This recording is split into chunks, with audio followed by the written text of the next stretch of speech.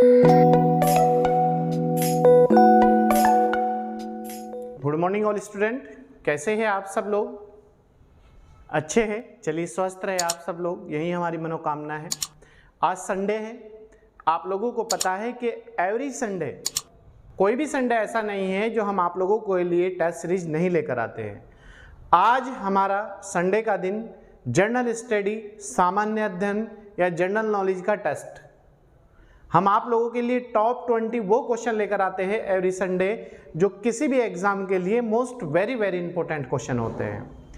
तो आप हमारे साथ जुड़िएगा और ज़्यादा से ज़्यादा लोगों को जोड़ने का प्रयास करिएगा। कोई भी दिन आपका ऐसा नहीं है जिस दिन क्लास नहीं कराई जाती, और जिस दिन आप लोगों को किसी भी क्लास से संबंधित कोई भी समस्या अगर आपकी हो वो सॉल्व नहीं कराई जाती।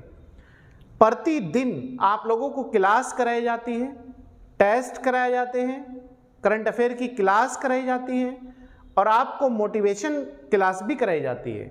मोटिवेशन से संबंधित समय समय पर प्रतिदिन आप लोगों के लिए वीडियो डाली जाती है ताकि आपकी कोई भी अगर मोटिवेशन से संबंधित प्रॉब्लम है वो दूर हो सके। क्योंकि पढ़ने से ज़्यादा हमें एनर्जी की आवश्यकता होती है। किसी भी काम को तभी किया जा सकता है जब हमारे अंदर एनर्जी होगी, जब हमारे अंदर उसे करने की कैपेसिटी होगी और जब हम अपनी इच्छा को लेकर आगे बढ़ेंगे, तभी हम उस काम में सफल होंगे। तो चलिए, इससे पहले आपके 30 टेस्ट हो चुके हैं, वो सब प्ले लिस्ट में पड़े हुए हैं। आप वहाँ से अपनी तैयारी को आगे बढ़ाएं और ये देखें 30 टेस्ट करके प्रतिदिन आप 2 टेस्ट करें, ज़्यादा भी नहीं तो 2 टेस्ट प्रतिदिन करें और ये देखें कि हमने जो पढ़ा है वहाँ से एग्ज़ाम में क्वेश्चन किस तरीके से बनते हैं। ये बहुत इंपॉर्टेंट चीज़ है आप लोगों के लिए। तो चलिए आइए देखते हैं। सामान्य अध्ययन, जनरल स्टडी और टेस्ट नंबर 31, टेस्ट नंबर 31। पहला क्वेश्चन है हमारा, घेंगा रोग। घेंगा रोग किस विटामिन की कमी के कारण होता है? जो घेंगा रोग है वो किस विटामिन की कमी के कारण होता है?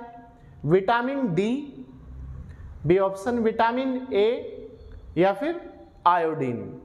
बताइए, घेंगा रोग जो होता है वो गले का रोग होता है। क्वेश्चन ये भी आ सकता है एग्जाम में कि घेंगा रोग किस बॉडी के पार्ट को प्रभावित करता है? गले को।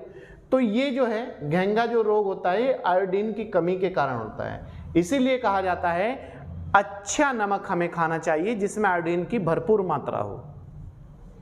क्वेश्चन नंबर 2, भारत की न्यायिक अकादमी कहाँ पर स्थित है? न्यायिक, जो न्यायिक क्षेत्र का प्रशिक्षण देती है वो कहाँ पर स्थित है? न्यायिक अकादमी जो जज वगैरह को ट्रेनिंग कराती है, चेन्नई, भोपाल, नई दिल्ली या फिर मुंबई? बताइए, भारत की जो न्यायिक अकादमी है वो कहाँ पर स्थित है? यह है आपकी नई दिल्ली में।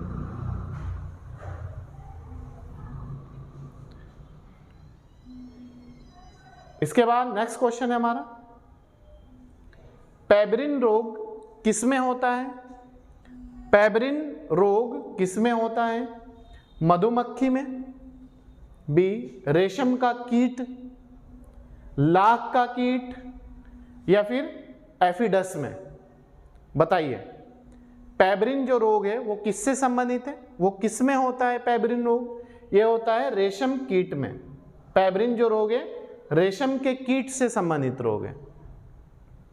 क्वेश्चन नंबर 4, जहाज महल का निर्माण किस स्थान पर हुआ था? जहाज महल का निर्माण किस स्थान पर हुआ था? मांडू में, बी जौनपुर में, सी पांडुआ में, डी अहमदाबाद में? बताइए, जहाज महल का निर्माण किस स्थान पर हुआ था? जहाज महल का जो निर्माण है वो मांडू में हुआ था। ठीक है। क्वेश्चन नंबर 5, दिल्ली में दीन पनाह नगर की स्थापना किसने की थी? दिल्ली में दीन पनाह नगर की स्थापना किसने की थी? सिकंदर लोदी ने, बी ऑप्शन हुमायूं ने, सी अकबर ने, डी शेरशाह सूरी ने? बताइए, वेरी गुड। दिल्ली में दीन पनाह नगर की स्थापना किसने की थी? यह स्थापना जो की थी वो की थी अकबर ने, मुगल शासक अकबर ने। क्लियर है? इसके बाद क्वेश्चन नंबर 6 है, बादशाही मस्जिद कहां पर स्थित है? जो बादशाही मस्जिद है वो कहां पर स्थित है? दिल्ली में, सिकंदरा में, आगरा में या फिर लाहौर में? बताइए, बादशाही मस्जिद है वो कहां पर स्थित है? बादशाही मस्जिद जो है वो लाहौर में स्थित है। D answer. ठीक है। क्वेश्चन नंबर 7, भारतीय संविधान का कौन सा अनुच्छेद नागरिकों के मौलिक कर्तव्यों से संबंधित है? भारतीय संविधान का कौन सा अनुच्छेद है जिसमें नागरिकों के मौलिक कर्तव्यों का उल्लेख किया गया है? अनुच्छेद 50, अनुच्छेद 51, अनुच्छेद 51 क या ए या 1? ए की बात है। डी कोई नहीं, नन ऑफ दीज, मतलब इसमें कोई नहीं तीन ऑप्शन में। बताइए, नागरिकों के जो मौलिक कर्तव्यों से संबंधित उल्लेख किया गया है वो आर्टिकल 51 क में किया गया है। आर्टिकल 51 क में। ठीक है, आर्टिकल 51 के और भाग 4 का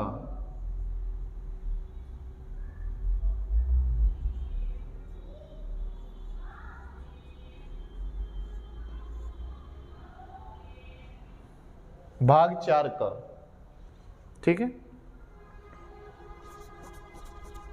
क्वेश्चन नंबर, मौलिक कर्तव्यों की संख्या कितनी है? अगर क्वेश्चन आ जाए एग्जाम में, इनकी संख्या 11 है, टोटल 11। क्लियर? क्वेश्चन नंबर 8, सौर परिवार का सबसे छोटा ग्रह कौन सा है? सौर परिवार जो हमारे ग्रह है, 8 ग्रह हैं हमारे सौर मंडल में, और जो हमारा सौर परिवार है, सौर सारणी है, उसमें सबसे छोटा जो ग्रह है वो कौन सा है? बुध, शुक्र, पृथ्वी या फिर बृहस्पति? सौर परिवार का सबसे छोटा ग्रह कौन सा है? तो सौर परिवार का सबसे छोटा ग्रह है बुध। कुल ग्रह 8 है, याद रखना आप। बुध, शुक्र, पृथ्वी, मंगल, बृहस्पति, शनि, अरुण, वरुण, कुल ग्रहों की संख्या 8 है। ठीक है। सबसे छोटा ग्रह बुध है और सबसे चमकीला ग्रह शुक्र है। और 2 अन्य ग्रह ऐसे हैं जो अन्य ग्रहों के विपरीत घूमते हैं, वो कौन से हैं? शुक्र और अरुण। नेक्स्ट, निम्न में प्राथमिक रंग कौन सा होता है? प्राइमरी जो रंग है वो कौन से होते हैं? नीला, हरा, पीला। बी ऑप्शन, लाल, नीला, हरा। सी ऑप्शन, लाल, काला, हरा। बताइए, वेरी गुड। प्राथमिक रंग कौन से? प्राथमिक जो रंग है वो लाल, नीला और हरा होता है।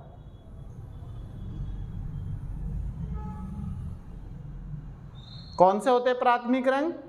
लाल, नीला और हरा, ये प्राथमिक कलर होते हैं। इसके बाद नेक्स्ट क्वेश्चन है हमारा, क्वेश्चन नंबर 10 है हमारा, भारत का राष्ट्रीय जलीय प्राणी, जो भारत का राष्ट्रीय जलीय प्राणी है उसका क्या नाम है या कौन सा है जलीय जीव? शार्क, व्हेल, डॉल्फिन या फिर कछुआ? बताइए, भारत का राष्ट्रीय जलीय प्राणी कौन सा है? यह है आपका डॉल्फिन, गंगा डॉल्फिन, पूरा नाम है इसका गंगा डॉल्फिन। गंगा डॉल्फिन, याद रखिए, भारत का जलीय प्राणी जो है वो है गंगा डॉल्फिन। क्वेश्चन नंबर 11, यम क्या है? जो यम है, यम वो क्या है? ग्रह, बोना ग्रह, क्षुद्र ग्रह या फिर उपग्रह? बताइए, यम क्या है? जो यम है वो बोना ग्रह है। ये पहले इसे ग्रह का दर्जा दिया गया था, पहले ग्रह होता था ये, पहले 9 ग्रह होते थे हमारे सौरमंडल में, बुध शुक्र पृथ्वी मंगल बृहस्पति शनि अरुण वरुण और यम। लेकिन क्या है कि कुछ समय पहले इसे ग्रहों की श्रेणी से हटाकर, क्योंकि जो ग्रह होने की शर्त थी वो ये पूरी नहीं करता, तो इसे ग्रहों की श्रेणी से हटाकर इसे बोना ग्रह का दर्जा दे दिया गया था। तो अब ग्रहों की संख्या हमारी 8 रह गई, और अब जो यम है जो पहले ग्रह था अब वो बोना ग्रह हो गया। Clear? Question number 12, Indira Gandhi बांध किस नदी पर स्थित है? इंदिरा गांधी जो बांध है वो किस नदी पर स्थित है? ताप्ती नदी, नर्मदा नदी, कृष्णा नदी या फिर गंगा नदी? बताइए, इंदिरा गांधी बांध किस नदी पर स्थित है? ये जो है नर्मदा नदी पर स्थित है। इंदिरा गांधी बांध नर्मदा नदी पर स्थित है। क्वेश्चन नंबर 13, जनगणना 2011 के अनुसार किस राज्य में सबसे अधिक आबादी घनत्व है? सबसे ज्यादा आबादी घनत्व वाला जो भारत का राज्य है वो कौन सा है? ए बिहार, आबादी घनत्व का मतलब है प्रति वर्ग किलोमीटर में कितने लोग निवास करते हैं। बिहार, उत्तर प्रदेश, पंजाब या फिर महाराष्ट्र? बताइए, भारत का सबसे अधिक आबादी घनत्व वाला राज्य कौन सा है? यह है आपका बिहार। ठीक है। और सबसे अधिक जनसंख्या वाला भारत का राज्य उत्तर प्रदेश। ठीक है। और सबसे अधिक क्षेत्रफल वाला भारत का राज्य राजस्थान। क्वेश्चन नंबर 14, मानव शरीर में खून का पीएच मान कितना होता है? मानव शरीर में खून का पीएच मान कितना होता है? 6.4 पीएच मान, 4.8 पीएच मान, 7.4 या फिर कोई नहीं, नन ऑफ दीज? बताइए, मानव शरीर में खून का पीएच मान कितना होता है? जो खून का पीएच मान होता है वो होता है 7.4। ठीक है। इसके बाद क्वेश्चन नंबर 15, जैन धर्म के प्रथम तीर्थंकर कौन थे? तीर्थंकर को ही गुरु कहा गया है, तो गुरु या तीर्थंकर एक ही बात है। जैन धर्म में मैं आपको बतला दूं कुल 24 तीर्थंकर या गुरु हुए हैं, टोटल अगर पूछ ले 24 हुए हैं। तो यहां मैंने क्वेश्चन आपसे करा है कि प्रथम तीर्थंकर या गुरु कौन थे? महावीर स्वामी, ऋषभदेव या फिर पार्श्वनाथ? बताइए। Very good. जैन धर्म के प्रथम तीर्थंकर जो थे वो थे ऋषभदेव। ऋषभदेव ने ही जैन धर्म की स्थापना की थी, और जो महावीर स्वामी थे ये जैन धर्म के 24वें और अंतिम तीर्थंकर या गुरु हुए हैं। क्लियर है? नेक्स्ट, यूएसबी का पूर्ण रूप क्या है? इसकी फुल फॉर्म क्या है? यूएसबी, इसका ताल्लुक कंप्यूटर से है, याद रखना। ठीक है। कंप्यूटर शब्दावली है ये। Universal serial bus, A option है universal serial bus, B option है unique serial bus, C option है unary serial bus, D option है कोई नहीं, नन ऑफ दीज। बताइए, यूएसबी का जो पूर्ण रूप है वो है unique universal serial bus. A answer right है हमारा, ए राइट आंसर है। क्लियर? क्वेश्चन नंबर 17, अकबर के दरबार के प्रसिद्ध कवि कौन थे? अकबर के दरबार में जो कवि थे प्रसिद्ध वो कौन थे? बीरबल, तुलसीदास या फिर रहीम खान? अब्दुल रहीम खान खाना पूरा नाम है इनका, लेकिन शॉर्ट में है रहीम खान। तो अकबर के दरबार में जो प्रसिद्ध कवि थे वो थे रहीम खान, और बाकी तुलसीदास, बीरबल ये 9 रत्नों में शामिल थे। अकबर के ही दरबार में 9 रत्न थे, और अकबर के ही काल को या शासन काल को हिंदी साहित्य का स्वर्ण काल या युग कहा जाता है। ठीक है। क्वेश्चन नंबर 18, पंडित शिव कुमार शर्मा किस क्षेत्र में प्रसिद्ध थे? पंडित शिव कुमार जो शर्मा है वो किस लिए जाने जाते थे या किस लिए फेमस थे, किस लिए प्रसिद्ध थे? वीणा, मतलब वीणा बजाते थे, संतूर, सितार डी कोई नहीं, नन ऑफ दीज। बताइए पंडित शिव कुमार शर्मा किस लिए प्रसिद्ध थे या किस क्षेत्र में प्रसिद्ध थे? ये थे संतूर के लिए जाने जाते थे, संतूर बजाने के लिए फेमस थे। Clear? Question number 19, Gandhi ji ने दांडी मार्च यात्रा शुरू की थी, मतलब गांधी जी ने जो दांडी मार्च यात्रा शुरू की थी, उसे यात्रा को शुरू करने का जो गांधी जी का उद्देश्य था वो क्या था, किस लिए उन्होंने वो शुरू की थी? नमक पर लगाए गए टैक्स के विरोध में। अंग्रेज पहले किसी को भी नमक नहीं बनाने देते थे, अगर कोई बनाता था उस पर टैक्स लगा देते थे, तो उसके विरोध में। पूर्ण स्वराज के लिए, मतलब कि हमें पूर्ण स्वराज चाहिए। होम रूल आंदोलन के लिए। बताइए, तीनों में से ही बताइए आप लोग। गांधी जी ने जो दांडी मार्च यात्रा शुरू की थी वो की थी नमक पर लगाए गए टैक्स के विरोध में। अंग्रेजों ने जो नमक पर टैक्स लगा दिया था, कर लगा दिया था, उसे हटाने के विरोध में गांधी जी ने दांडी मार्च यात्रा की शुरुआत की थी। क्वेश्चन नंबर 20 और लास्ट क्वेश्चन है आज के टेस्ट का। माउंट एवरेस्ट पर 2 बार चढ़ने वाली प्रथम महिला कौन है? 2 बार, ठीक है। क्वेश्चन ये नहीं है कि पहली बार चढ़ने वाली महिला कौन है, क्वेश्चन ये नहीं, क्वेश्चन ये है कि 2 बार चढ़ने वाली पहली महिला कौन है? बछेंद्री पाल, संतोष यादव, मौली चको।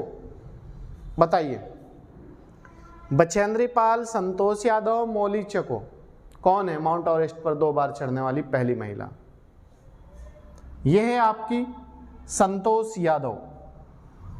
ये लगातार 2 बार चढ़ने वाली माउंट एवरेस्ट पर पहली महिला है, और माउंट एवरेस्ट पर जाने वाली पहली महिला बछेंद्री पाल है। क्लियर? दोनों में अंतर याद रखना आप लोग। तो प्यारे मित्रों, ये थी आज की हमारी संडे की टेस्ट टॉप 20 क्वेश्चन, जो मैं आप लोगों के लिए नॉन स्टॉप क्लास लेकर आता हूँ संडे में भी। तो अब आप लोगों की भी थोड़ी रिस्पॉन्सिबिलिटी बनती है कि अगर हमें सिलेक्शन चाहिए, हमें कामयाबी चाहिए, तो हम जो सर के द्वारा कराई जा रही है क्लास, टेस्ट, कुछ भी XYZ, उसे हम कंप्लीट करें। तो आप लोग इसे कंप्लीट करने की पूरी कोशिश करें, और मुझे उम्मीद है कि आप लोगों की पढ़ के समझ में आ गया होगा। और अगर कोई भी समस्या आपकी रह जाती है तो आप लोगों का स्वागत है, वेलकम है। आप लोग कमेंट बॉक्स में कमेंट भी कर सकते हैं, और आप हमें कॉल भी कर सकते हैं। चलिए, कल मंडे है, कल मिलते हैं नई क्लास के साथ, नई एनर्जी के साथ। तब तक आप अच्छी तरीके से इसे तैयार करें। Thank you.